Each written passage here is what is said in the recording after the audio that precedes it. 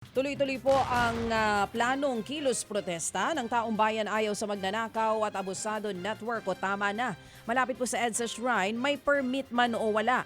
Sa panayam po ng programang ito, sinabi ni Tama na convener Professor David Michael San Juan na naniniwala silang hindi na mapipigilan ng protesta kung makita na marami ang makikiisa.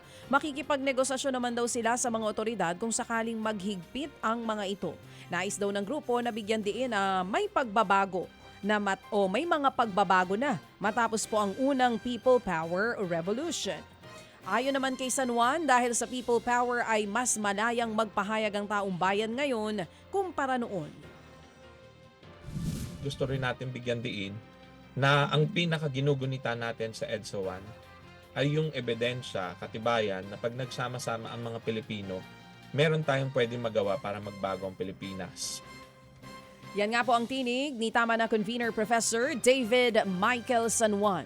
Sa iba pang balita, inaresto po sa kasong unjust vexation ang vlogger na si Norman Mangusin o mas kilala bilang si Francis Leo Marcos. Nag-aalmusal sa isang hotel si Mangusin at naka-live sa Facebook ng hulihin ng PNP CIDG. Nakaharap ni Mangusin ang nagdemanda sa kanya na kapwa-vlogger na si Mark Jason Warnaculaweha o mas kilala bilang si Makagago. Nagkasagutan ng dalawa at sinabi ni Mangusin na may kaso rin siya laban sa complainant. Ikinadismaya daw ni Mangusin ang tila kawalan ng katarungan dahil sa tindi ng kahihiyan na kanyang inabot. Iginiit din niya na walang matibay na basihan ang mga akusasyon laban sa kanya. May mga inihahanda pa raw na iba pang kaso laban kay Mangusin kabilang ng unauthorized use of a police uniform at may kaugnayan sa paggamit niya ng iba't ibang mga pangalan at passport.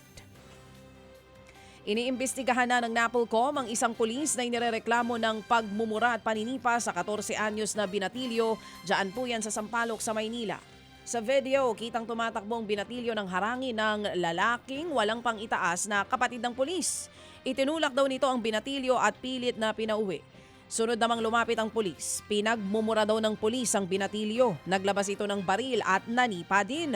Ang kwento ng lalaking nakahubad sa video, sinaway lamang daw niya ang binatilyo dahil may dala itong bakal at nangangatwiran pa nga ito.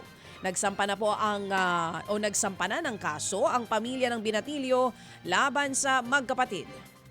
Mga kapatid, brothers and sisters, saan ka pa? Dito na tayo sa Totoo. Dito na tayo sa True FM. Mga kapatid, mag-subscribe and follow po kayo sa social media accounts ng True Network PH. Yan po kami, hanapin nyo lang True Network PH, Facebook, Instagram, YouTube, TikTok, and podcast. Mapa Apple or Spotify man yan, mahahanap nyo kami. Lahat ng mga napapanood at napapakinggan nyo po sa programa, nasa social media accounts namin yan. So paano mga kapatid? See you sa social media! Dito tayo